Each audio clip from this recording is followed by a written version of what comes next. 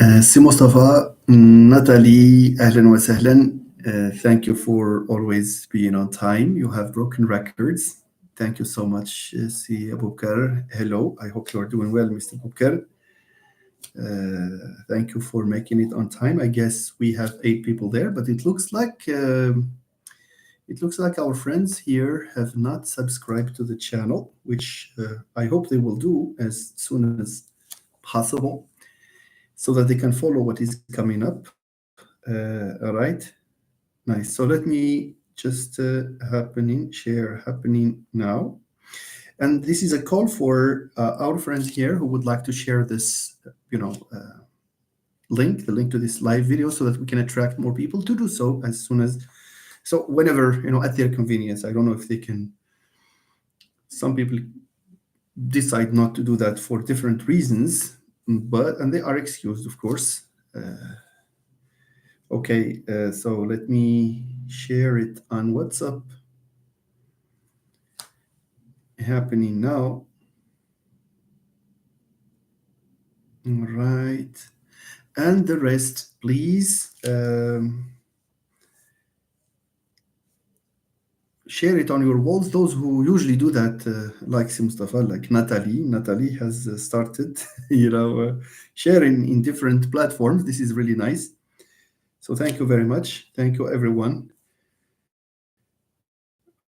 Okay. Let me just remind our friends here of the rules that we follow before I decide on the broadcasting of this live. I usually for a live session, I decide on that. Something these 2 areas I will schedule that at my earliest convenience, of course. Thank you.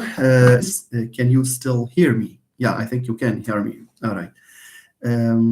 See, Mustafa says, I don't know why. Mustafa, I can't hear you well. Now, can you hear me now, my dear friends? Can you hear me well? There is a technical issue. I guess you have, yeah. So one thing we can do is to, yes, we do. Now it's okay. At the moment, fine. At the moment, it's fine. Anyway. So let's wait maybe for more people to join. And we have 19 here.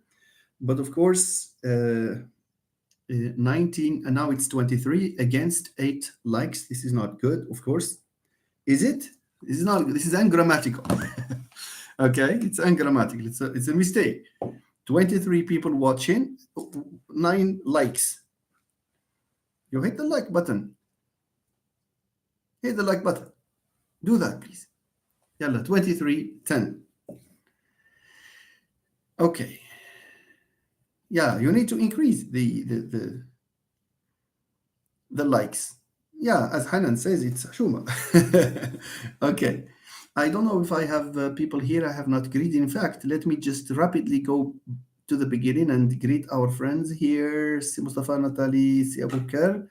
I greeted them. Zainab Marhaba. Hamza has retracted the message. Khadija Eid Moulay. Usada Sami, ahlan wa sahlan. Thank you for making it. Hajar, Rawan, Usada Timad as well. Thank you so much. Sukaina, Eid Zuhur. أبي الزهور أهلا سمية سبي. Okay, how are you? Fatiha Mustafa Murshid, you say, well, Ayub Shaib, sorry. Hi, and then we have Adnan. Hello, Adnan. Abu Bakr, I think there is a technical issue, so I think now it's settled. Very good. So we have Abu Bakr. I think I saw, Hanan. I talked to Hanan. So everyone, very good. Okay, nice. Again, 25 against 17 likes. That's a shame, as Hanan Mrit said. You will be quoted for this. Okay. Thank you. Everything is fine. Thank you so much. Perhaps we need to wait maybe until we reach at least 30 people. People ask for 2,000, and I'm asking just for 30, as you can see. And where are the people who want to who express their wish to watch the live for syllabification? Okay. Anyway, I don't know if we can start very rapidly. Hasna, hello. I hope you are doing well too. Anyway, these first 10 minutes will be deleted, from the live, so that you will not be lost when you come back to it. And also on the Facebook upload, probably not today, not tomorrow. You see, so I wait until after the video is watched, by enough people on YouTube, then I give the opportunity to the people on Facebook to watch it as well. Salam, Siadnbi, how are you? Okay, 31. So let's start, please. Shall we start? Type one if you say yes. If you think that we should start, then type one. If you think that we should wait, then type two. So type one or type two. Okay, Adnan Sumia, very good. Let's start. Sirabia, you are here. Thank you. Bismillah. Okay, let's start. You have good evening, ladies and gentlemen, and welcome to this live session in which we will be discussing the main issues relating to the process of syllabification. But of course, we will be talking about the structure of a syllable as well. And we will move on based on the information we will be discussing. We will move on to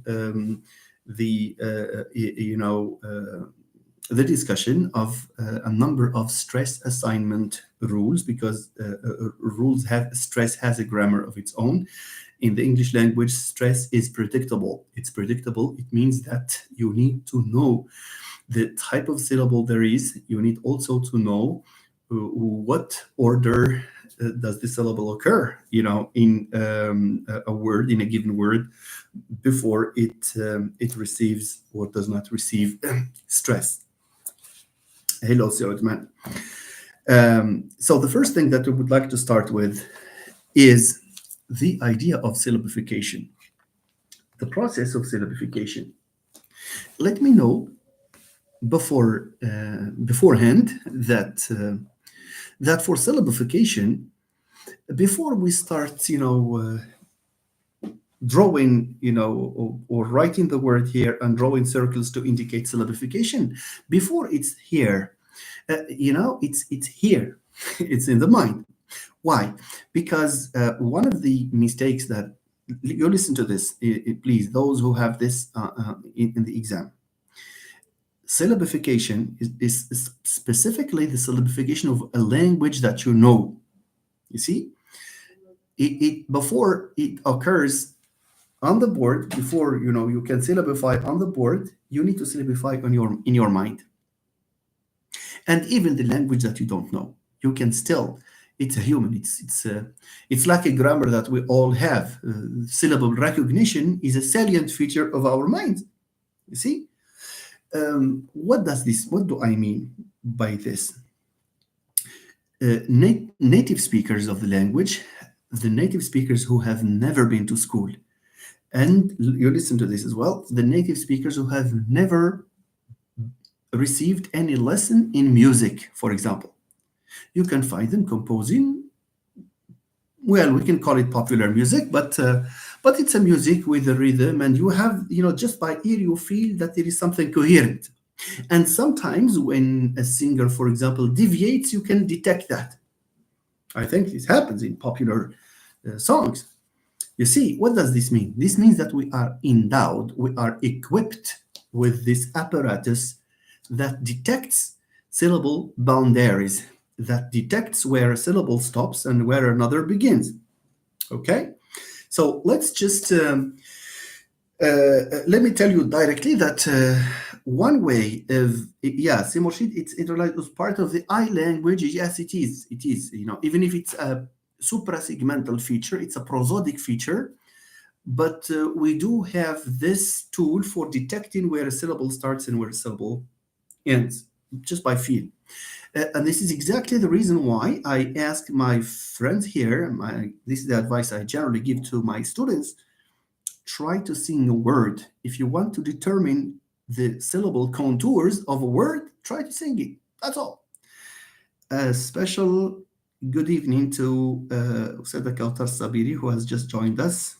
Thank you so much. You're not that late. We have just started. Thank you for joining this live and maybe contributing. You will contribute certainly to the discussion, given what I know about you. You are someone who is vested in things like these. Si Khalid, hello. I hope you're doing well. Anyway, so let me summarize the point so far. If you want to syllabify, if you want to provide a syllable structure, a structure for a given syllable, you have to sing it. What's the difference between phonology and normal phonology to know? Yes, very good. اوكي غادي نعاود هذه الفكره. دونك انا في اللايف غادي نحيد هاد 12 minutes غنعاود لكم الفكره. So when I start I will not read comments. Okay, let's do it again. Let's try again.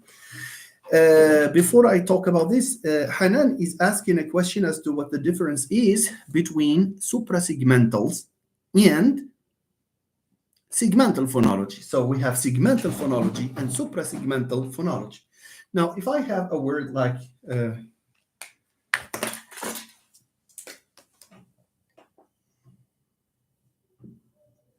let's hypothesize that there is a word like ba. You see, you have it in Chinese, for example. Segmentally, a segmental analysis would not go beyond b and a, beyond what is visible, what is audible, what is pronounceable. So b is a voiceless bilabial stop, and a is a back low vowel, etc. You see, it's a front vowel. Front low, no, it's a back vowel. So low back, because you have it, in the chart. We can have a session of vowels anyway. So this is phonology. This is phonology. This is segmental phonology. Segmental phonology treats the segments that exist and that you can see, that you can write. Sounds like phonemes. That's the job of segmental phonology. I repeat, in segmental phonology, the analysis is done on segments, on consonants and vowels. That's segmental phonology. For example, when you tell me that when t and s meet, there is an assimilation process. This is segmental phonology. Why? Because you can see t, you can see s. When they meet, something happens to one of them. All right? So this is segmental phonology. But phonology does not study only segmental aspects of the language. No, it studies also what we call supra. Supra, from there comes super. Supra means upper. Supra in Latin means upper. Upper means what? Means that you have a level here. You have a level here. That's the level of segments of consonants and vowels. They are technically referred to as tiers. But don't worry about this term here. As long as we are talking about syllable, we are talking about suprasegmental, and I will tell you why. See, I will tell you why. Very good. That's suprasegmental phonology, of course. Yes. Good. So let me go to, so I'll come back to this issue here. Let's say, okay.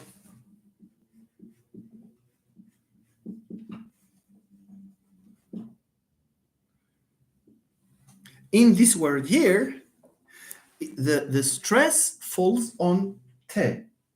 Te of intelligent. So what do we say? We say intelligent, intelligent. You feel that the stress falls here.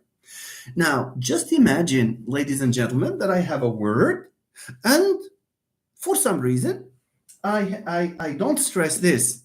I stress the next one. It's li. I would have something like intelligent. Just imagine someone comes to you and say, hey, you are intelligent. What are we going to say? So that's not, the stress is not properly assigned to the right syllable.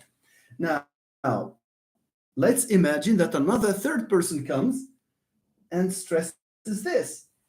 You will not have intelligent, you will not have intelligent, you will have intelligent. intelligent. So stress, which usually falls on vowels, as we will see, is very important in the pronunciation of words. And in English, of course, as we will see, there are certain stress rules that we have to observe. So in I, so the phoneme E, the phoneme N, T, E, L, I, J, I, N, T, this is the segmental. Look, my friends, when I change the stress, you see, when I change the stress pattern, I move from T and to the syllable. Am I changing the sounds? Am I changing the consonants and vowels? Answer, no, I'm not changing consonants and vowels. I am not changing the segmental part. So stress concerns another part of the word, which is called the suprasegmental. So we have the segmental, which is that of individual consonants and vowels. That's segmental. When you have stress, ماشي stress assimilation, or you have deletion, you have. So yes, Mustafa, we also call it prosodic features. You see, we call it suprasegmental features. We call it prosodic features. Of course, nonlinear features, in other words. That's more technical. So I think, let me greet rapidly our friends here. Ahmed, Natalie, Sakina, hello. Sakina, Mustafa, Sibadardin, hello. Thank you so much. Okay.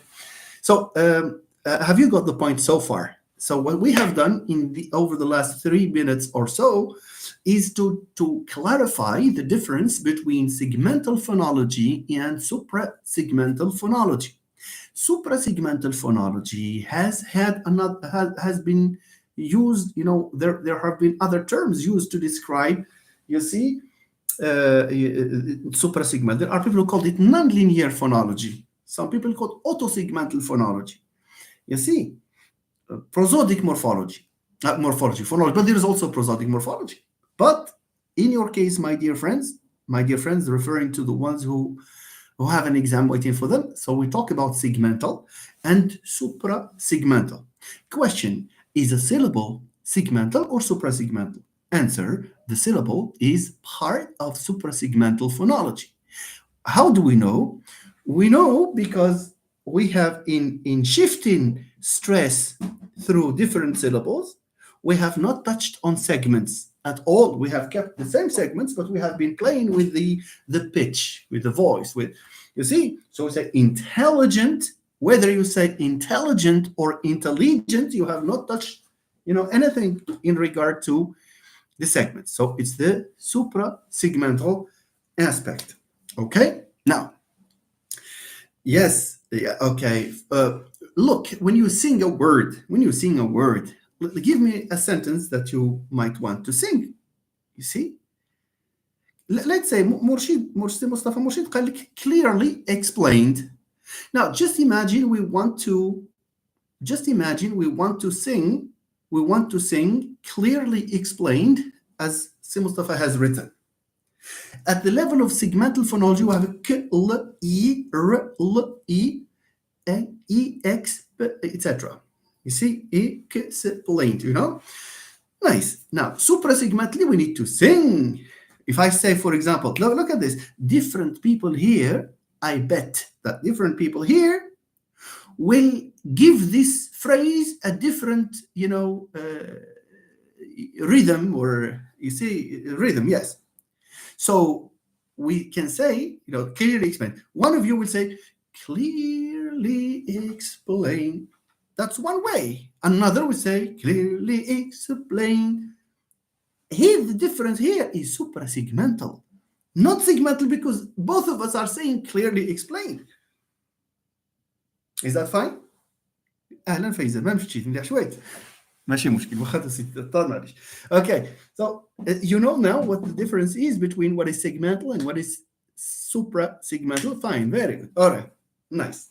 Okay, now let's move on to انا اقل على غير دقيقه 20 و35 باش نقطع ابخي كوميم باش نمشيو لو كور ديريكت. نايس. دونك عقلوا معايا عافاك. بون دقيقة 21. All right, fine. So let me start over. I'm afraid I'm afraid I will not concentrate on your comments. Okay. Thank you. All right. So, ladies and gentlemen, the topic for today is the discussion of syllable structure, syllabification process as well, and also we will be talking about, that's the second segment of this meeting. We'll be talking about stress assignment rules that are related to syllable structure. Before we embark on the syllabification process, I would like to make it clear to you, ladies and gentlemen, that syllabification, before you study it at the university, before you you practice it in in a phonetics class or in a phonology class or in a linguistics class, you have it here. Every one of us, is equipped with a mechanism that helps him or her recognize different types of syllables. After all, this is why we enjoy songs.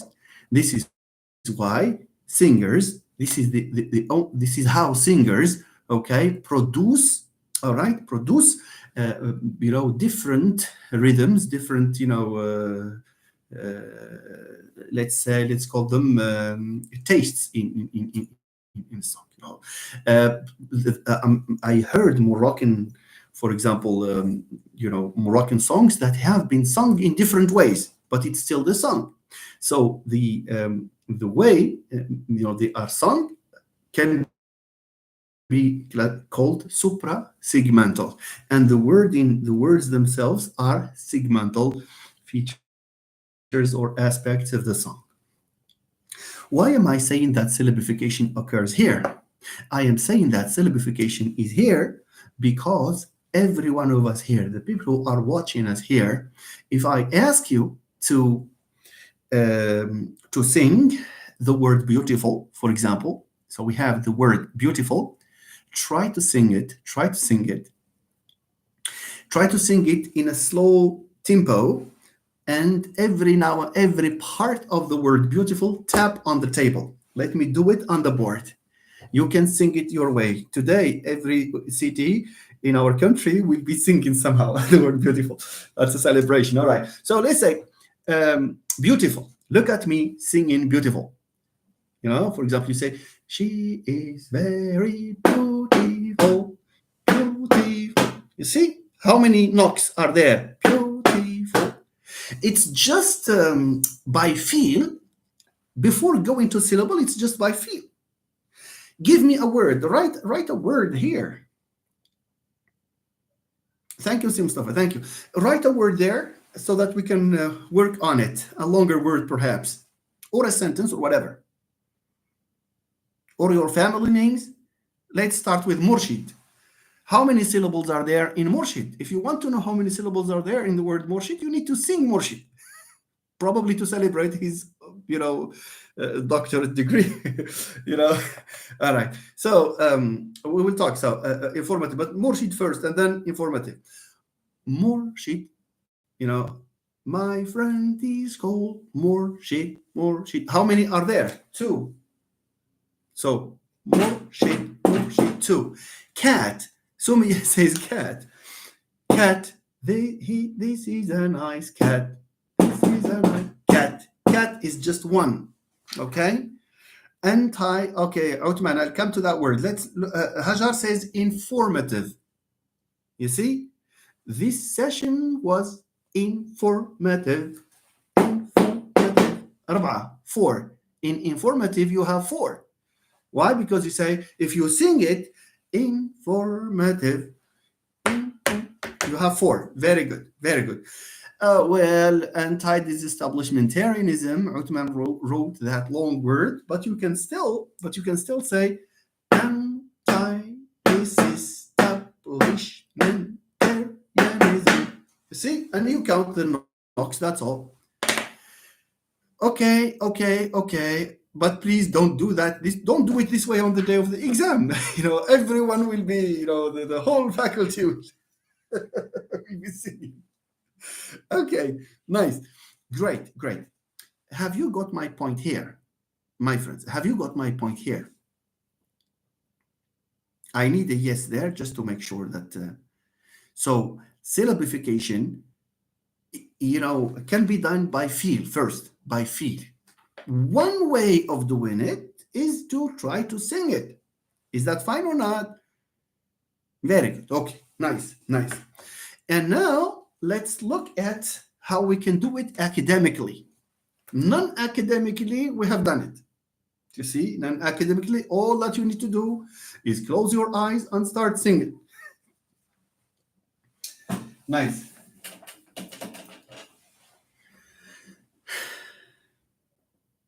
Okay. Is سعيد معنا ولا؟ Is Said with us? I hope he is. I don't know, but I have not seen his name. All right. سمية كتبت لنا cat. So cat like this. Can we say that cat is a syllable? Can we say that cat is a syllable? One or more syllables in cat. If you sing cat, you will type just one. So it's just one syllable. Why? Because you say, this is my cat. Cat is what? So cat, here, this is, of course, the transcription. Okay. Phonetically, we can also have phonetic transcription like this. It's one syllable here. Now, the syllable, generally, a syllable like this one here, which consists, in many languages, syllables consist of 3 elements. Okay, this one here is a consonant, yes or no? This one here is a vowel, and this one here is another consonant. So what we have is a consonant, vowel, consonant. Okay, so we have consonant, vowel, consonant in a word like cat. Just imagine you have a word like tap. Isn't it the same? It's just one, of course. You have, he can't drink water because the tap does not. The water tap. So it's again tap. You have tip, and it's a consonant, and then it's a vowel, and then you have p as a consonant. So these are similar syllables. Yes or no? Okay. Now, generally, bat as well. Thank you. Bat as well. Very good. Now, can we? So, okay, before. Let's just introduce some vocabulary here. The first consonant in a syllable, in this case, cat is the first consonant, and in tap, this is the first consonant. We refer to the first consonant in a syllable, we refer to it as onset. We say syllable onset or just onset, okay? So this is an onset, like this. What is onset? Very good. Onset is the first syllable, the first consonant in a syllable. Sarah asked me to talk about more, probably not in this segment, not in this live session. Probably not, because this is directed to the students who are expecting an exam very soon. I'm so sorry to see, but we can have one on autosegmental phonology if there is a need.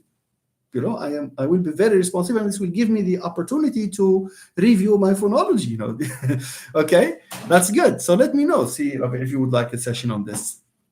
Thank you. So either we call this a syllable onset or just an onset. Okay, look. The vowel of a syllable is referred to as a nucleus. Say nucleus. Say it. Nucleus, like this. Nucleus. The syllable nucleus. Why do we call it a nucleus? Why do we call it a nucleus? Answer. We call it a nucleus because it's the fundamental part of the syllable without which no syllable will exist. I repeat, if there is one element in the syllable that is the core element in the words of Said, you know, it's the nucleus. And the nucleus is in most languages and most of the cases. Of course, there are some exceptions, but we are not doing advanced phonology here. So it's because, look, my friends, you listen.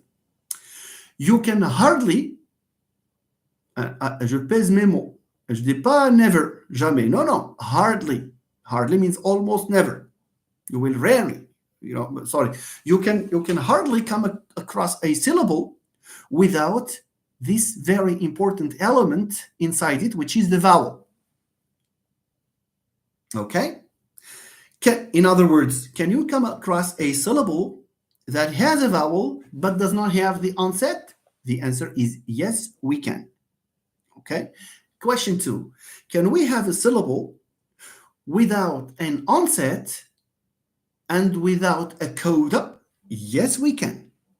Sorry. I jumped the gun here.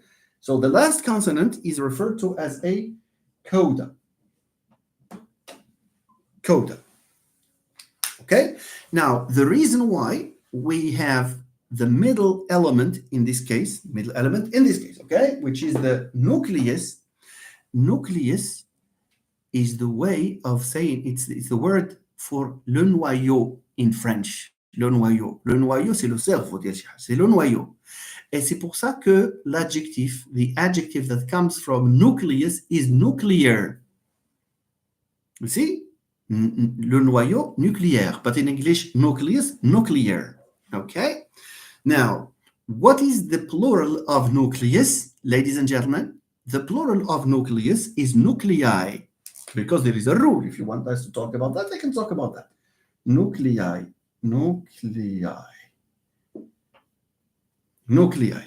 It's because there are some words that come from Latin that end in US.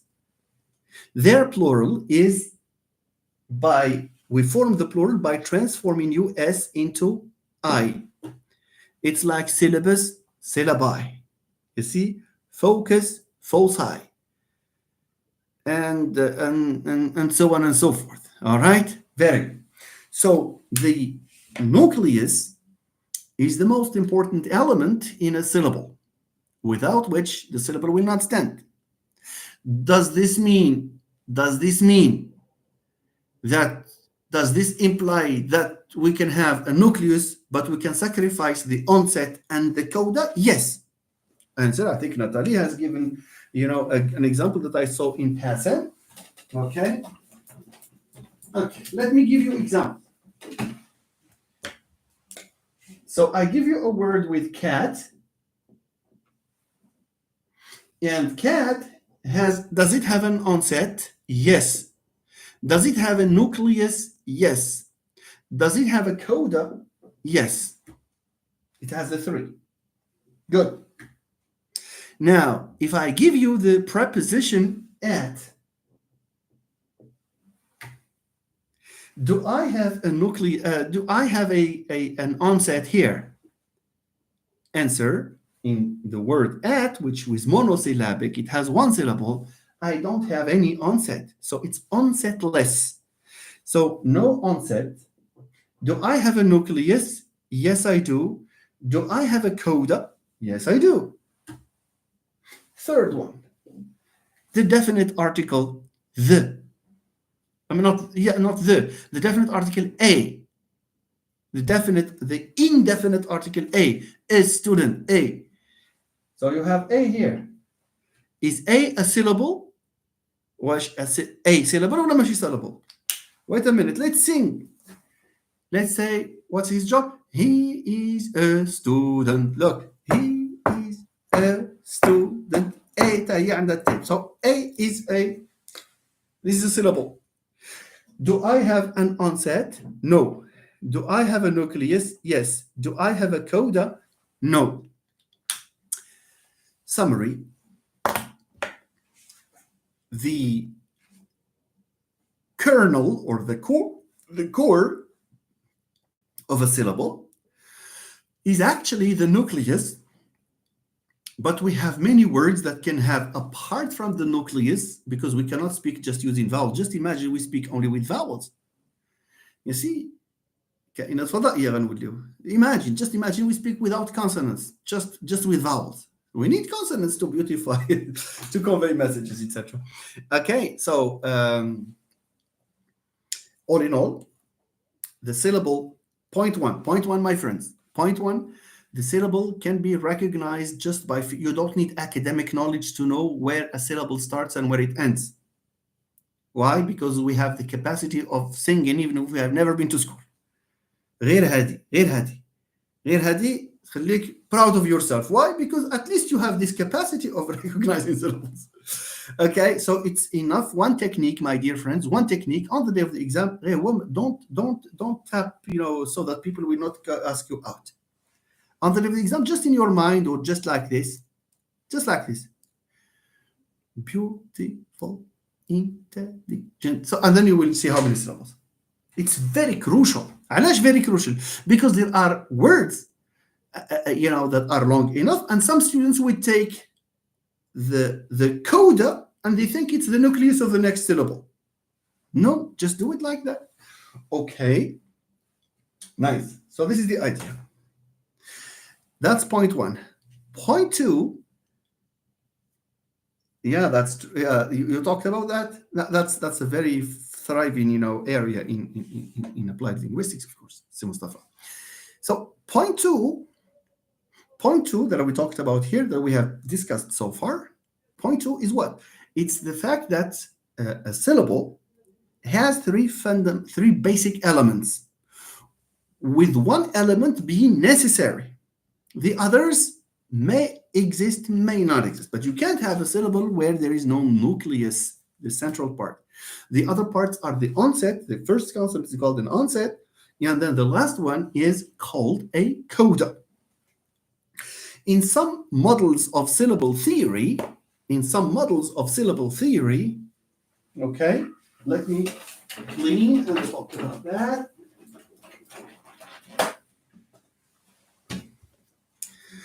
In some models of, so let's say cat. Today is the day of the cat. Cat. I'm sorry, يمكن خطيت في la transcription ديال الأخرى درت ليها donc c'est comme ça, cat. Okay? Cat, you have onset, and usually the nucleus and the coda, nucleus plus coda, يعني a syllable with onset removed, it has a name. The nucleus and the coda are both called rhyme. The rhyme. So we have a rhyme here. Rhyme, it means what? It means nucleus plus coda. Nucleus plus coda gives us a rhyme. Okay? فهمتوها ولا ما فهمتوها؟ Very, yeah. So rhyme, sorry. Rhyme. Look at that. Thank you. So sorry. غلطت في هذه وعودت هنا في الرايم. Thank you سي سعيد. ياك سي سعيد هو اللي يصحى لي هذيك الرايم. Thank you very much. Okay, this rhyme here is actually a nucleus and a coda. So in cat, we have a syllable. This syllable is divided. Okay, let me check, because I have read the. Okay. Anyway, so if you check for the spelling, please. Okay. Anyway, so the word cat is a syllable. This syllable is divided into two major parts. علاش قلنا دابا two major parts؟ واش كنكذبوا؟ ما كنكذبوش. Parce que the first division is between the onset and the rhyme. So k is the onset and at is the rhyme. The rhyme consists of a and t. So you group together the nucleus and the coda as a rhyme. Okay? Nice. So please check how your professor has written this so that you will not make a mistake. Please check how you check your notes and tell me here. Consists of nucleus and data from Wikipedia. Thank you. That's fine. Because I think I came across two. That's why by default I wrote it that way. But our friends here need to check what the what the professor has said, and you follow. So anyway, okay. Do you know now the main point here? If you know that a syllable is subdivided into onset and rhyme, and then the rhyme is further subdivided into nucleus and a coda, that's half of the way. Now let's move on to something else.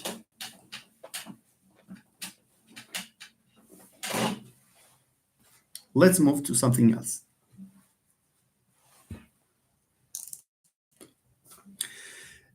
Generally, if you want to represent the syllable, because the syllable also has a tree diagram. So the symbol for the syllable is this. It's just like the musical note. This is the syllable. Okay? So a syllable like, let's say, cat, cake, cat. So let me transcribe it like this. Okay? A syllable like cat. So we have onset. We write O here, or onset.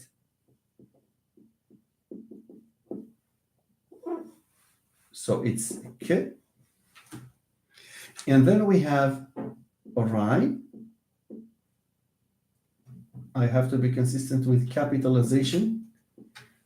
Rhyme, which is this. And this rhyme consists of the nucleus, which is a, and the coda, which is t. So cat, this is the representation of the syllable.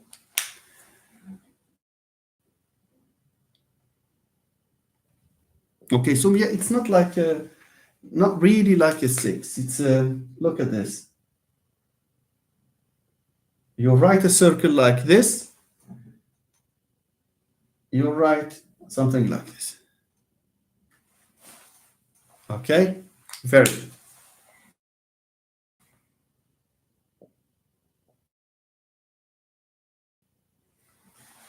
Nice.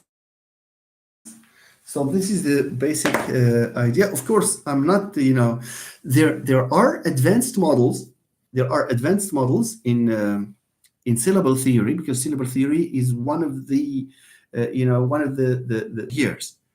So we will stop just at this analysis, because there is this notion of amora. There are people who talk about the feet and the prosodic word, but we are not going to touch on this. Okay, thank Natalie can knows what I'm talking about, because she has been through this course. Is that fine here? Fine or not fine? Okay, very good.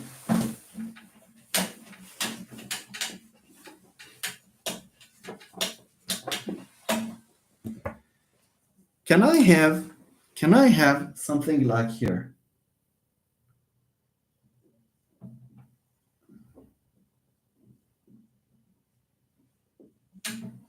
The word strike.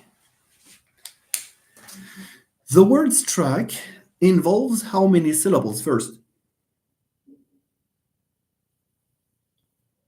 The word strike, شوف, whenever you hear how many syllables there are, sing شعبي كانش. Okay, strike. You say, you have to strike iron while it is on. To strike. Strike how many syllables? It's just one. But here, what do we have? كنقلب على الكودة فيها شحال من vowel هنايا, because I have s, t, r, and then I, and then k. And of course, this one here, I, is a diphthong. It's a diphthong because in English we don't have just simple vowels a, o, e, but we also have o, we have ow, we have, you see. So this one is, a one vowel. It's called a diphthong. A diphthong is one vowel that actually has two, vowel qualities. So, Maya, why are you saying that you thought that is three? Strike, strike, strike.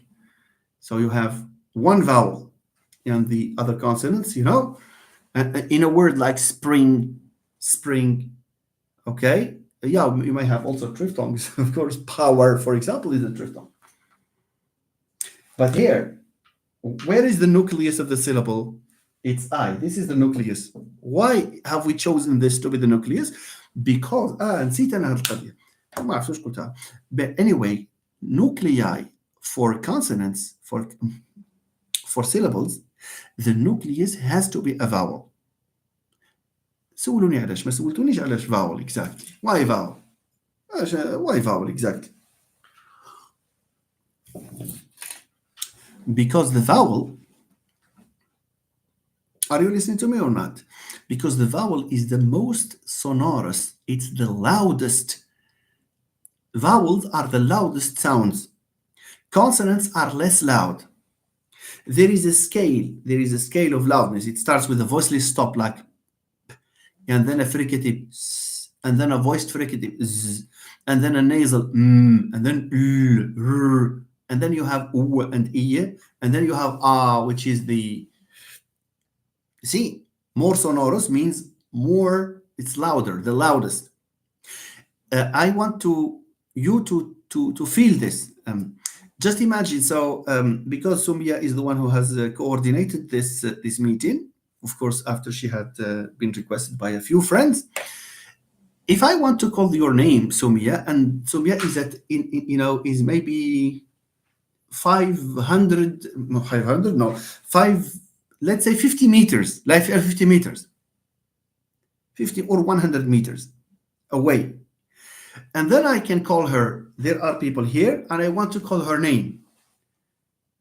Don't you notice that I lengthen and I put pressure on the vowel, the last vowel, Sumia, so that you cannot put pressure on because is not as loud as the vowel. So if you want to call someone, just try it. Just try it. Try to call someone at a distance. So voilà. Look at how many voilà. It's Look, you have the vowels there. You have lengthened the vowels. And if you want to call your friend, I guess Uthman, for example, if Uthman is in the cafeteria, say Uthman. Uthman. It's not you lengthen the vowel. It means what? It means the vowel is the loudest.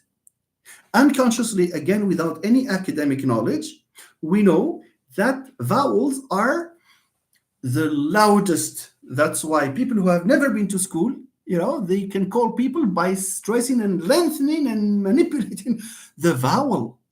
كيختاروا الفاول تما كيبقى okay, you got the point now. Good. So let's go back to our word here. Strike here. So this is the vowel. It means it's the nucleus, the most sonorous one. This is the nucleus. Nucleus, you know it. How many onsets do we have? We have 3. Umayma, where is the semi-vowel? You mean the I? No, I is not a semi-vowel here. It's just the diphthong I. Unless you're talking about something else. Okay, so we have the place here. So before the nucleus, we have to have the onset. This time, this onset is not just one thing. Is this possible? Yes, it is. There are languages, for example, that have just one onset. There are languages that can tolerate 2 onsets, but there are languages that can tolerate more. English, for example, is a language that can tolerate 3 onsets, like spring, street, you have strike, etc. So in this case, when an onset contains more than one consonant, we call it a complex onset.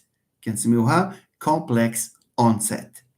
The other ones like cat, k of cat, is a simple onset. Yeah, needless to go into the details of Moroccan Arabic, and yeah, because I'm afraid our friends are focusing on on the main points in here. But Natalie, yeah, there is a whole literature talking about the onset, and we have Si Badruddin Tareki. I don't know if he's still with us here. He is working on his doctorate on something relating to the issue. Okay, so yes, so yeah, you have CCC there. You are right. But can we have a complex coda? Yes. For example, you have disasters. Okay, you have the schwa r, and you have rs. Elements. Look, m, and then you have n, t, s. Elements. So conclusion. We can have complex onsets. We can have complex codae. Codae, ça c'est qu'avec un E à la fin. But you cannot speak of night. Night is, look, night. What do you have in night? Night, transcribe it like this. So you have n, and then you have the vowel here, which happens to be a diphthong. In English, we have the word I. I is just one word. You see? Okay, so night, like this. So we have an onset, we have a nucleus, and a coda. And of course, I, t are the rhyme. You see? So onset, rhyme, and inside the rhyme, you have nucleus, and then you have a coda. Can we have complex coda? I give you elements, the word elements. So m in mints, because it's elements, mints. That's a separate syllable in a word. So mints, you have m being the onset. You have a shiva there, but there is a discussion anyway, but that's a small vowel there. And then you have n, t, s, etc. Okay? Good. Nice. So let's move on, please. I think there is a nice discussion going on here. Very, upgraded and scientific discussion. I like that. Thank you. So keep on there. The rest you listen to me. Okay. It's good, we have, I think it's between Natalie and Sari. That's a very interesting one. Okay. Hello. Okay, so here, all in all, the syllable has an onset and a rhyme, and the rhyme consists of the nucleus and the coda. Sometimes this onset can be 1 or 2 or 3, depending on languages. Coda can also be 1, 2, or 3, but this can be also 0. This can be 0, but this can never be 0. You see, it's very important. It's the one that is the core of the core of the syllable. Shall we move to point 2? Shall we move to point 2, my friends? Yes or no? I am waiting. I will start singing now. I am waiting, and I will syllabify that. Okay, let's move on, please, to the discussion of stress rules in relation to the syllable. Okay, good.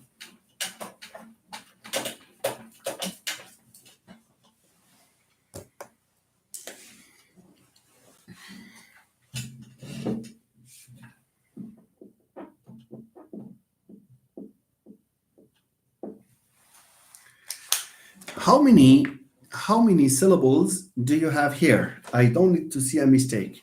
Sing it. مثلا I will be زيد شحال فيه.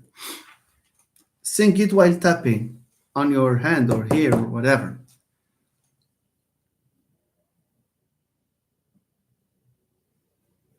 Don't take your friend and slap him to count the syllables.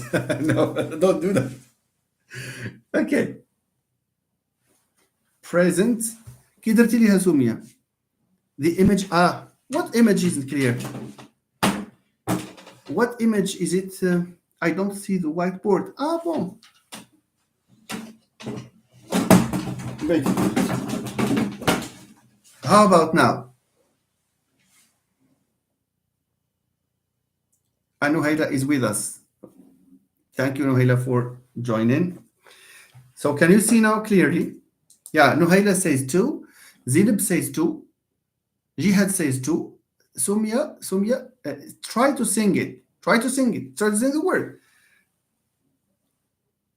Don't, Sumaya, don't sing it with قلم ركشية عفك. Sing it the slow way. Okay. Okay.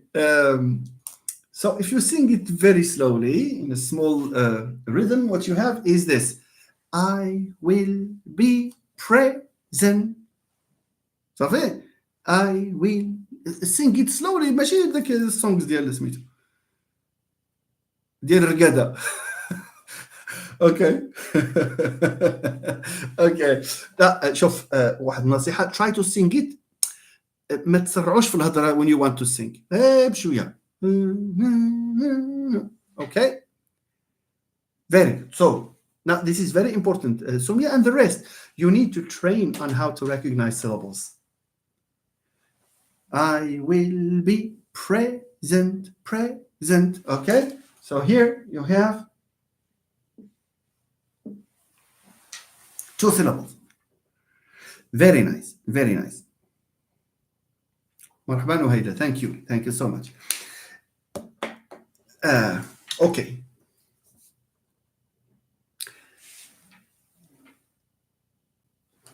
This is a word that has 2 syllables.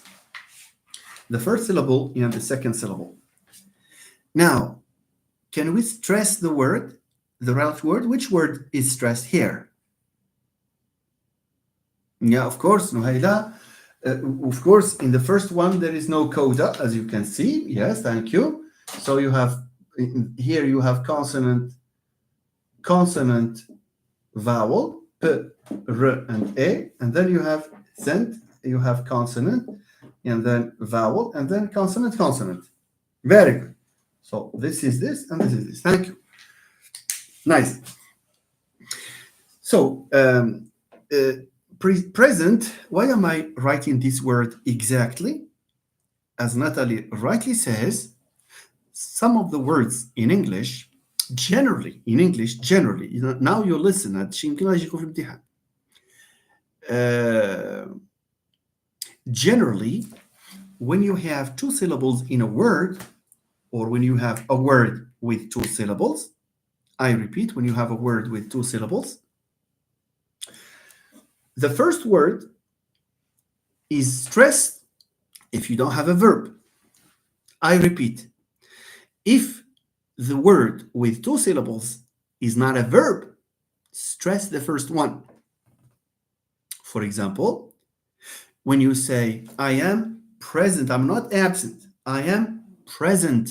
Do you say, I am present? You see? Is your friend Wisal, for example, I don't know whether she is with us here, is Wisal present or absent? You can't say it like that. Is Uthman present? No. You say present. Why? It's because it's not a verb. Now, look at what will happen when I have the same word, but this time as a verb. For example, I will, and then you have present means to, okay, now just imagine I want to say I will, and then the verb présenter. I present you with a bottle of water. It means to give you as a present. We say I'll present you, not I'll present you. You see? So you should say, we say normally the rule says when you have a verb, stress falls on the second syllable. When you don't have a verb, for example, you have a noun or an adjective, then it has to fall on the first syllable. A very good example are the words that can sometimes function as nouns and sometimes can function as verbs. In this case, these words that can be verbs and nouns, they change their stress pattern, because the rule says that if you have a verb, my friend, stress the second syllable. So you can say, I am present, because present is not a verb. And you can say, I would like to present you with my recent book. I would like to present you, not to present you. Okay? You have other words. You have other words. Yeah, I'll come back. I'll come back to that. So you have, this, and you have, I think, a word that is mentioned by a friend. I don't know who. I don't remember actually.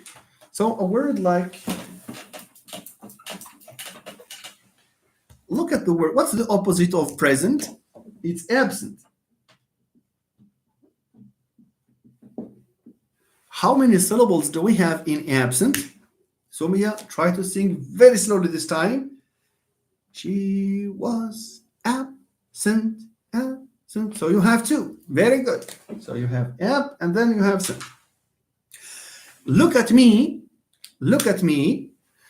Very good. Very good, Sumia. Look at me now. Producing two sentences. In the first sentence, I will use absent as an adjective. It's not a verb. In the second sentence, I will use absent as a verb. Look at the stress. So, I will be absent tomorrow. Absent, absent tomorrow. Sentence 2, I don't want to absent from these meetings. To absent. So you have absent and absent. I don't want to absent from these meetings. You have the same word. But when it occurs as a verb, stress falls on the second syllable. Yeah, I hope she will not use any musical instruments with that. Okay, thank you. All right. You have a word provided by Natalie. Look at this. Look at this.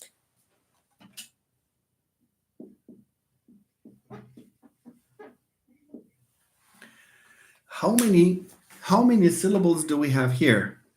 Try to sing it very slowly. I would like to record to. Fine. So you have re and then chord. عافاكم لاحظوا معايا my friends. You should never see that you have more letters here than here, and you will say it's unfair. ما كانش unfair. So it's the ear that judges. Okay. So you have record. Very good. Nice. Listen to me, my dear friends. I will produce two examples again.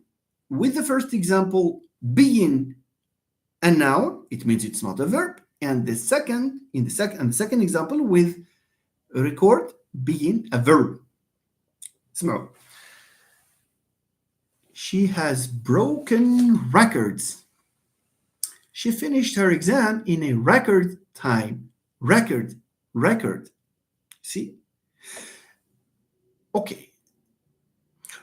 Or you can say, when the professor was talking, she recorded him. It's not she recorded him. No, because here we have a verb to record. So we have a record, and then you have the word to record. Now, the conclusion is what? The conclusion is that whenever you have a two-syllable verb, stress on the second. That's the rule.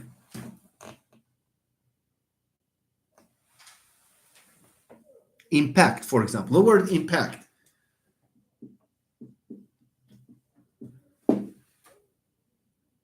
For example, you can say,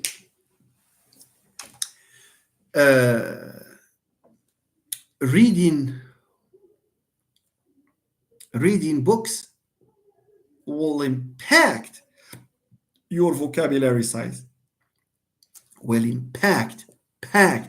See, say impact. Why? It's because the verb. While you can say will impact, you should say it will have an impact. So impact versus impact. This will have an impact on that. Or this will impact that. As you can see, we can play with stress rules. Yeah, of course it's aspirated, and yeah, but I just don't want to stuff the session with with information that is not immediately, of concern to what we are supposed to do. Okay, can we move to something else, my friends? One, if yes, one. If you have a question, then ask it.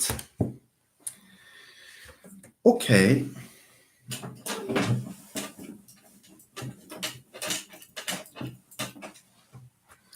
just imagine I have a word like this one here, and the usual question is how many syllables?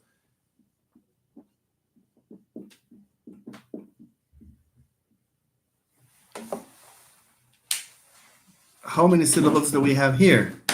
Yalla, Shabi, sing. Okay, so you have, sing it please. The issue is political, political, political. Four, four. سمية وقيلة لقات شي 11 وقيلة. Okay, four, very good. That's easy now. Yes, I think with this method of singing it in a very slow tone, that's fine. So political, very good, nice, nice. اشوف لقات تسعود. واش كتحسبي انت لي كونسون بوحدهم ولا بلا؟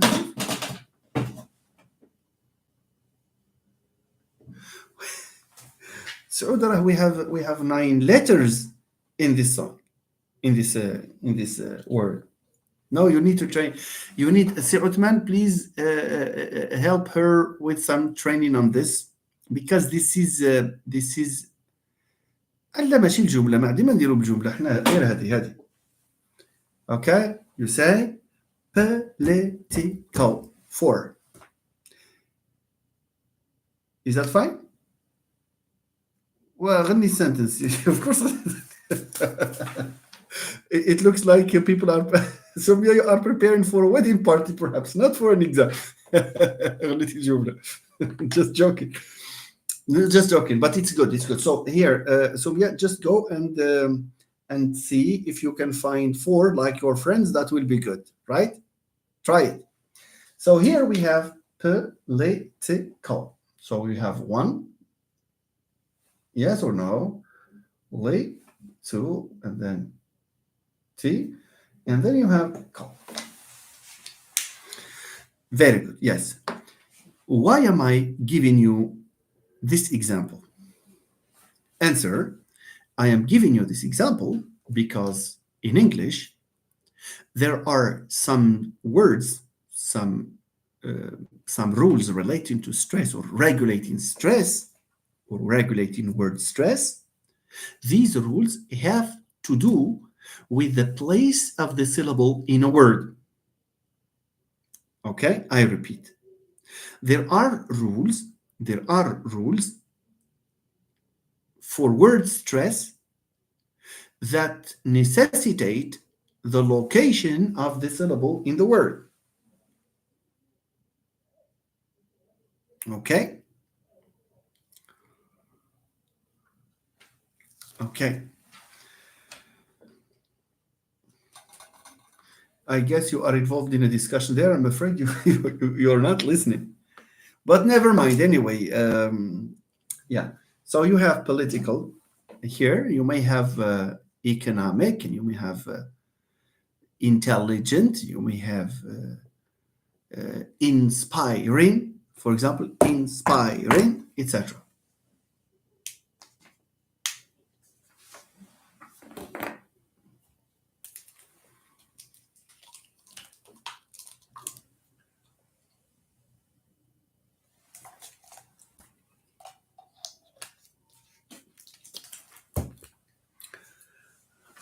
Type 1 when you would like me to continue, because I guess you are involved in a discussion there. Type 1 when you want me to continue or to take a break or whatever. Okay, nice. So look, Mustafa and Samia, these are thank you anyway. Look, so you have political. So we have 1, 2, 3, 4. This one here has a name. You listen, please. You listen. You concentrate on this. The reason why I am giving you a long word like this one here is that there are word stress rules that require you to know the place of the syllable in the word. Okay? In this case, for these rules, for these types of rules, we need to identify the last syllable first. Counting the syllable starts from the right, not from the left. We don't start from here when we count the syllable. You can say that this is the first syllable, second syllable, third syllable, that's fine. But for the stress, the word stress rules, we start from here, and this last syllable has a name. The name of the last syllable here, it's ko. The name of the last syllable is called the ultimate syllable. This is called the ultimate syllable. This is the ultimate. And in English, the word ultimate means the last. That's why in your essays you say ultimately, it means finally. Okay, ultime in French. Okay, but ultime means another different in a different meaning. Okay, so this is the ultimate syllable. Now, yeah, ultimate كان كتبها avec un U سمية ماشي avec un A. Okay, the ultimate syllable. The one immediately next to it is technically referred to as the penultimate syllable. Penultimate. Say penultimate. I'm sure you will say it, okay? So this one here is called penultimate.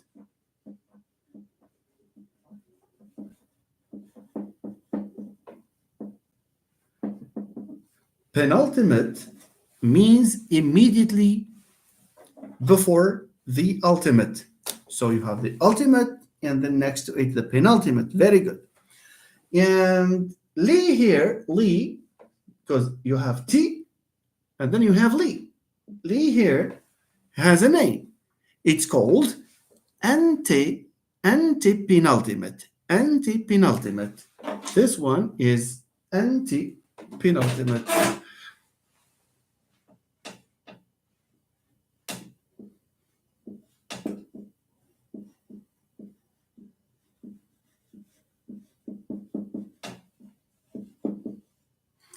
Anti-penultimate. Anti-penultimate.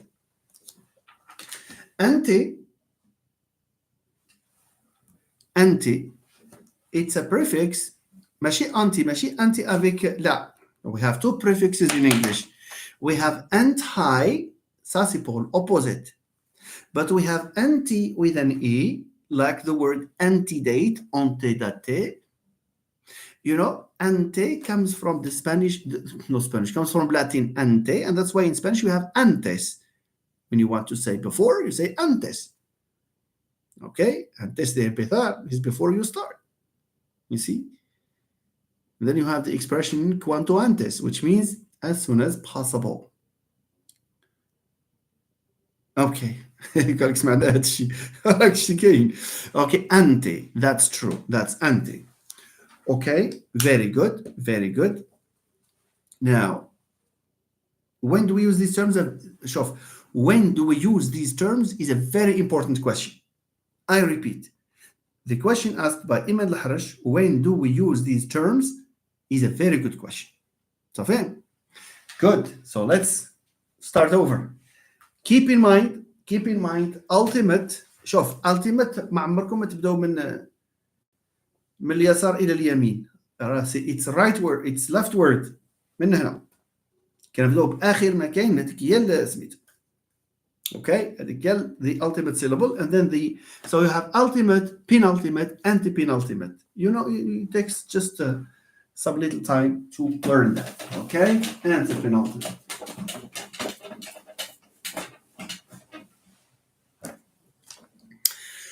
Nice.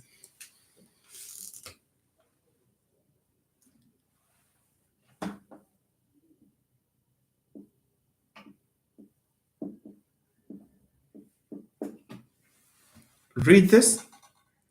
Catholic. Catholic. Yes. Now sing it and tell me. لا شوف هاد la question ديال how many syllables is inescapable. Try to get some training on it. Maybe as a group, if you can gather as a group and do the singing together and point to the fact that this is a mistake, we should not sing like that. Try to find a way. So Catholic, how many syllables?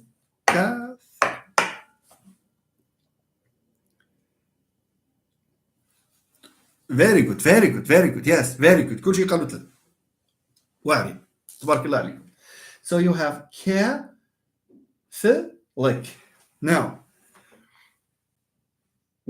okay, so lick is what here? This one is what?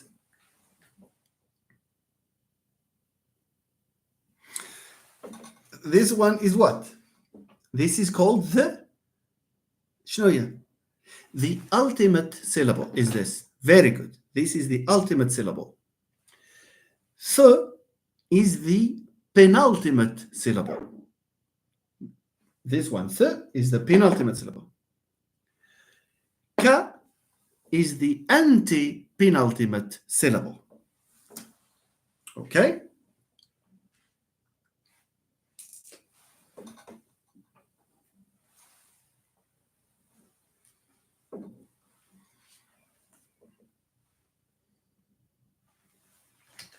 So let me look at the prefixes here just to have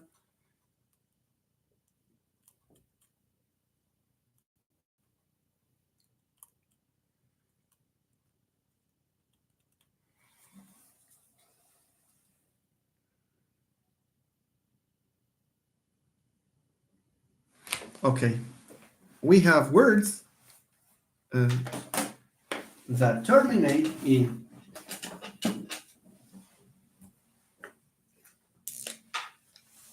I need to look at it because I'm looking at my notes here. Okay, nice. You have, so let me, because I have to be pedagogical anyway. So my concern is to make you understand as much as I can. What are we doing here? What we are doing here is identify the syllables. We used ultimate, penultimate, anti-penultimate. The question that was asked by our friend, علاش غادي نعرف انا ultimate, penultimate؟ ايش داني ليهم؟ Answer, there are some rules for putting stress in, for stressing some syllables in some words that require us to know whether the syllable is ultimate, penultimate, or anti-penultimate. For example, if you could provide us with, look at this. Words that end in ity, for example, university. Or you have this, shin or jin. Okay, when you have these, can you provide us with examples? Okay. So, university. يلا ندخل university.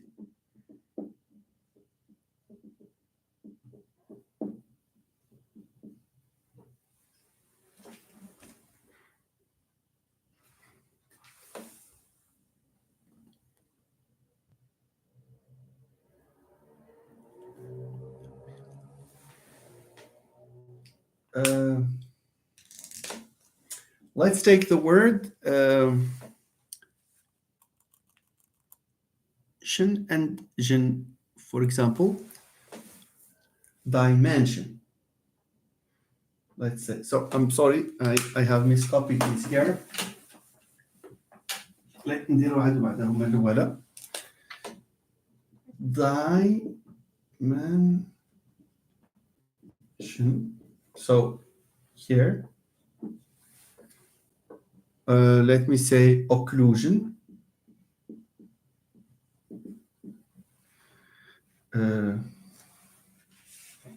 Generation,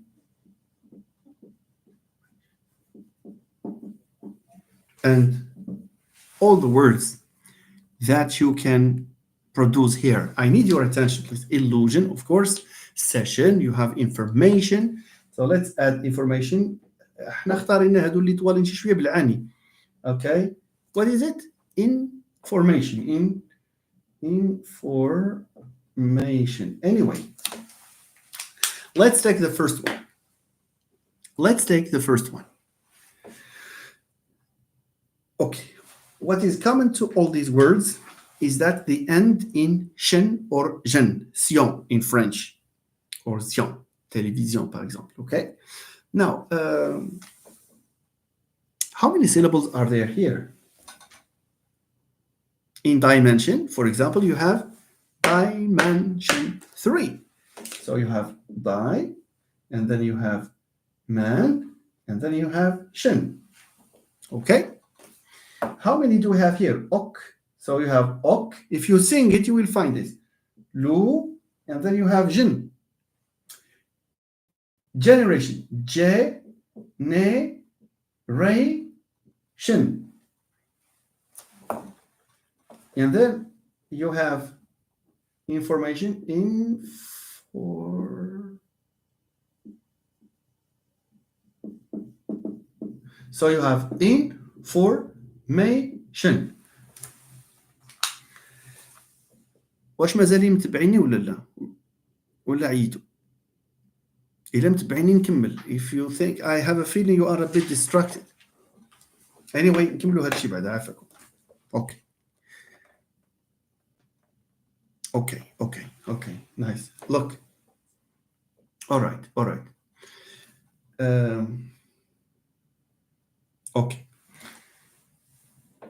In order to show you how this rule is relevant, you see how this rule is relevant, I want to make this observation with you that in dimension we have 3. Yes or no? And in occlusion you also have 3. But in generation and information, you have 4. Generation, information, 4.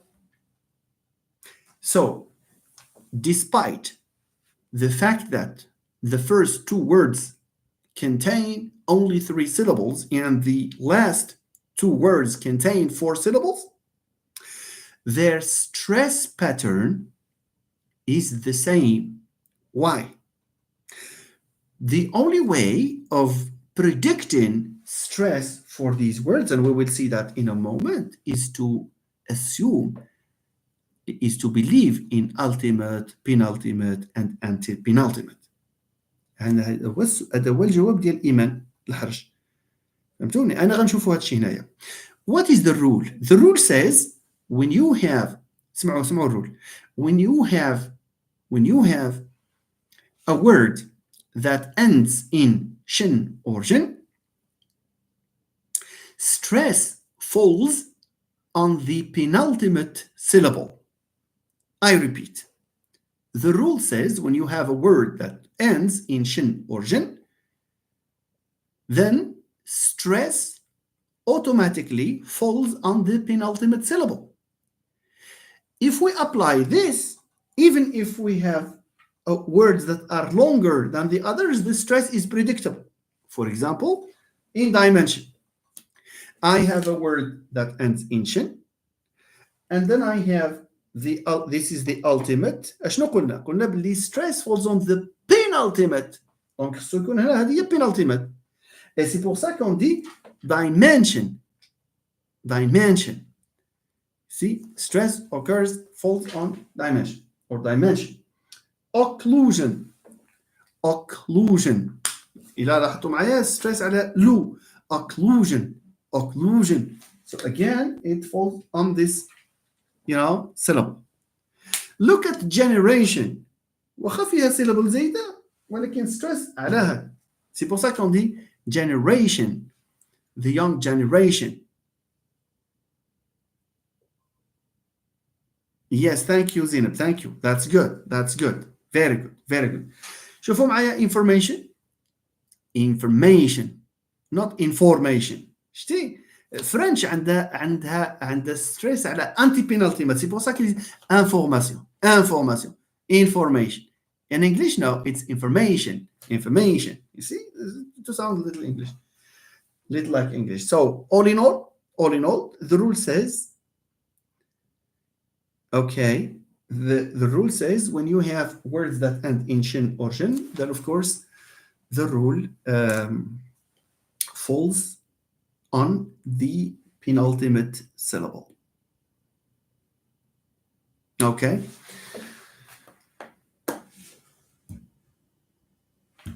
Okay.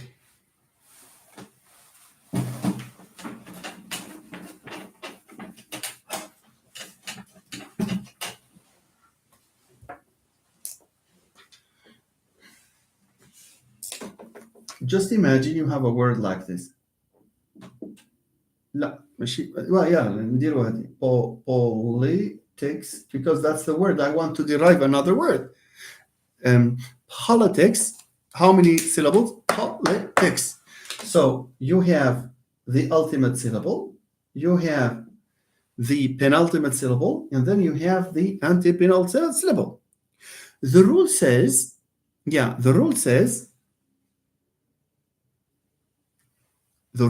when you have word with X, mathematics, you know, politics, mathematics, economics, politics,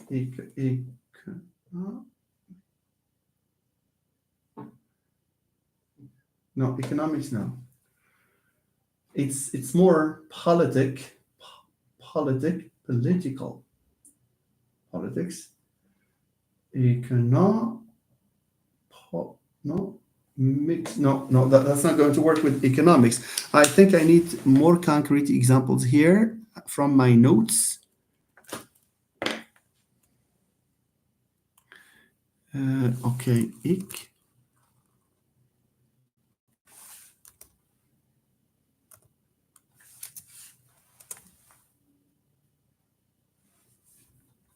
yeah, the last syllable, that's true. So ik actually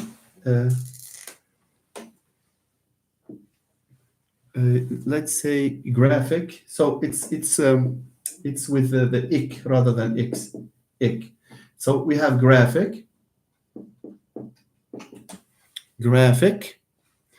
So you have gra, and then you have fic. This one here is the ultimate. This is about the ultimate. So that's why you have gra there.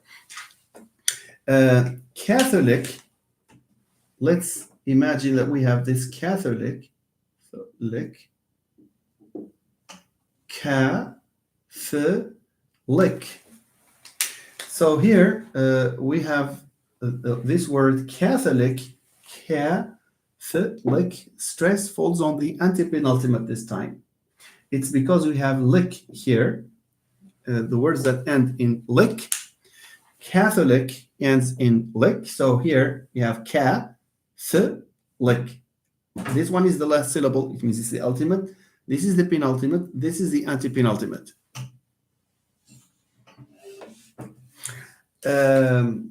Look what happens when you have ism at the end.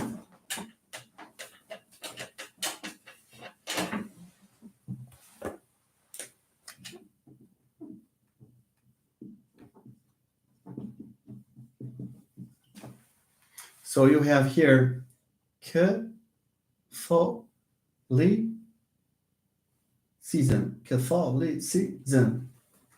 yes. Well, because we have, this one is a syllable, but it needs a lot of details to talk about because there is an insertion of a shva here. So anyway, here I want to tell you that look here we say Catholic, the stress falls on ka, but here the stress has shifted to fall. Why? Because in English, I'm not looking at you. So in English, the domain of stress, the furthermost, the furthermost point where stress can occur is antepenultimate.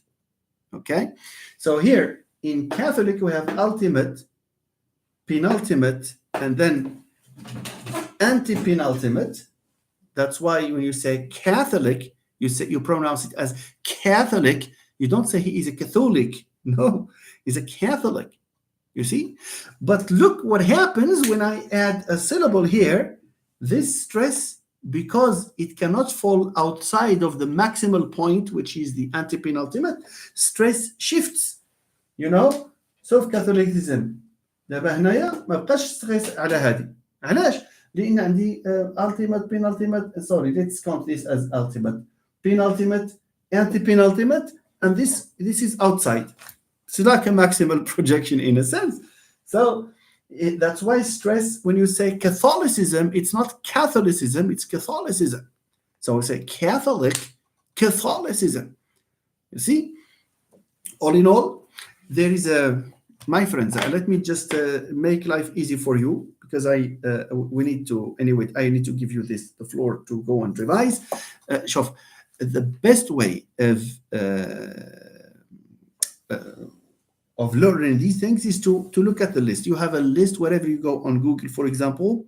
Just type stress rules and ultimate and penultimate. Just type these things on Google. You will have a list. There is a list that circulates. Okay? You work on it. It gives you prefixes and syllable count. And what is important, so the reason why I know that you will understand it is that I have given you the background. The background is the distinction between ultimate, penultimate, and anti-penultimate. You know these things now.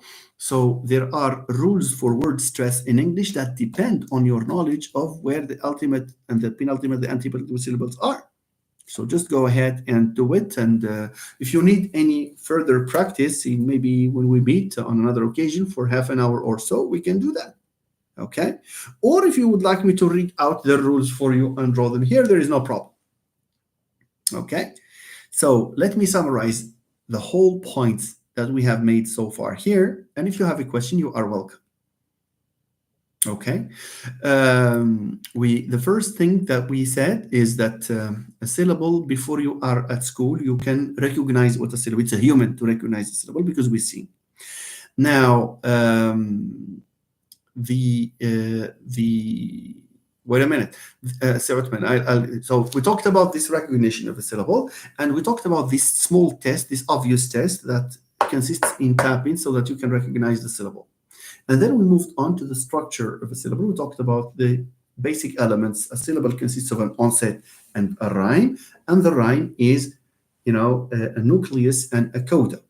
Now, can we have a syllable without an onset? Yes, we can. Can we have a syllable without a coda? Yes, we can. Can we have a syllable without a nucleus? No, we can't. Okay, very good. Now, we further moved on to talk about the position of syllables in words, and we said that it's better to start it from the last one. Why? It's because that way matches the rules that people have set for the stress assignment for words. So we have recognized the last syllable, and we called it the ultimate syllable, and then the penultimate, and then the anti-penultimate. And there are some prefixes that predict the occurrence of the stress on whether on the ultimate, penultimate, or anti-penultimate. Okay? So Uthman is asking the question, could you please cast a light on maximizing onset principle? Yes, of course. The thing I can say about this principle is that in English, for example, even if you have an onset consisting of three letters, I'm sorry, it's a phonological mistake. It's three sounds, three consonants. Okay. Maximizing onset, but there are others that there are certain principles that regulate also coda.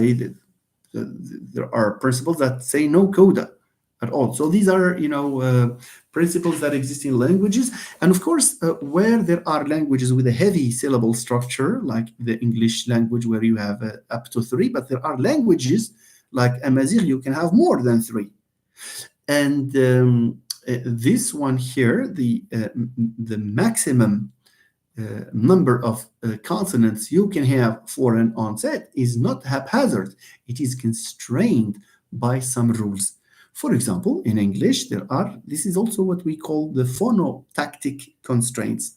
So for the onset, phonotactic means it's general. It's part of the phonotactics is these constraints on the onset. In different languages, onsets are allowed, multiple onsets are allowed, but with some conditions.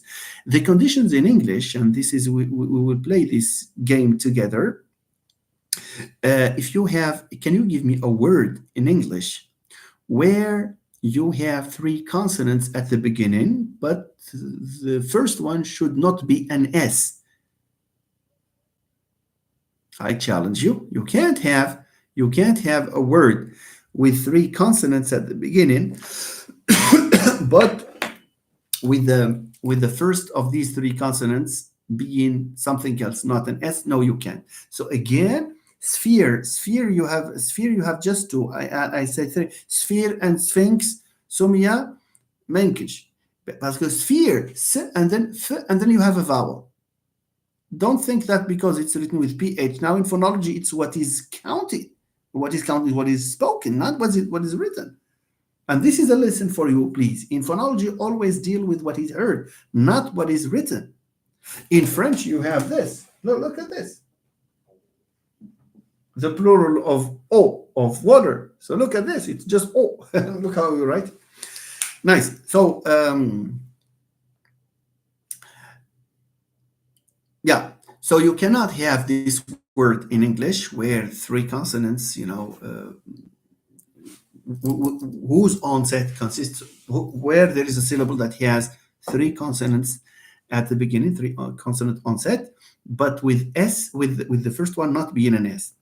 Well, challenge number two, even if you find, can you find a word in English with three consonants at the beginning and with S, with S, but the second should not be p, t, or k, should not be a voiceless stop. You cannot. You see? You cannot. You can't. S, it's always p, t, or k after. Split, spring, street, but not something else. No, well, you have s and then l. We have just two, Sumia. You don't have consonant, consonant, consonant. You have consonant, consonant, vowel. So that's fine. But look for something like street, spray, spring, etc. Okay, so to make life more complicated, which is not my habit, SED, I think give me three consonants in English at the beginning of a syllable. But the first one can be an S, no problem. The second one can be t, p, k, but the third one should not be l or r. L or r at the last one. Can you? So you say s, p, or s, t, or s, k, zid. The third one has to be l or r. So these are the types of constraints that different languages. So I challenge you. Somebody, is a surprise. She's taken by surprise. But this is the thing. Okay. Split. Yeah, but you have s, p, and then you have l. قلت لك le troisième ما يكون ل ل r. So you did not find anything split. Okay, yeah. Nuni Nunus is responding to someone who said split, I guess. You see, strive. Set, and then you have r. No, you cannot. You cannot find it. Anyway, Afakum, there is one thing I feel I did not do with you here, because that would have taken us more time, and I have other tasks to attend to, by the way. Afakum, I will send it to you if you would like to send it to me to see Uthman or to post it in your group, because I have access to your group. Stewart. Zubair, لا وخاص Stewart, ça s'écrit avec S-T-E-W, but you have a vowel there. You have sit, and then you have a vowel. S-K-R. So that's true. Scratch. It's what I said. So you have R after K. Maybe I can send you a small or small notes, or I can post them on your academic companion so that everyone can have access to that. لما شوف okay, I thought that Samia is asking. Okay, never mind. So I will send you those rules, but please شوفوا عافاكم. If there is one benefit from this session, it's your being able to know what ultimate syllables are, what anti-penultimate syllables are, and what penultimate syllables are, and what anti-penultimate syllables are. So this is the key for you to know all the words, all the rules, or you will be able to assign stress to a number of words. Okay? Explain or explain. No. Learn and have fun. So for explain, it's better to call it to use, X, and then you have plain. Explain, 2 syllables here. You see, X and then plain. This way, the reason why we have it this way is that we are not putting a burden, because the way you write it, the second one, if you have just A and then you have explain, this will be very heavy against just this one here. So it's good for this equilibrium to have, so it's better to say explain. All right. Iman, thank you, sir. Marhaba, thank you. I wish you all the best, and needless to remind you, my dear friends, that I don't wake up in the morning and decide on this live or that live, just for some of the friends to understand, because there are people who think that I don't have live sessions on this session for different. No, there's no reason. The only trigger for a live session are the messages that I receive from the people who would like me to have a live session as a group, specifically as a group. Okay, nice. So with this, I would like to bring this live session to a close. I wish you all the best, and let's meet on another occasion with other requests if you have other requests. Pedagogical burden. Thank you. Oh, that's interesting, Mustafa. See, Mustafa is learning also from the defense. You see, but that's very interesting. So thank you, Si Mustafa. Thank you, everyone. And Sumia, Natalie, Uthman, learned to have fun. Natalie, everyone here. I'm sorry, the list is too long, but thank you anyway. Thank you, Nunus. Thank you for making it. Even if you are not immediately concerned with this, you have nevertheless made it. Thank you so much. Thank you, everyone. And bye-bye. Thanks.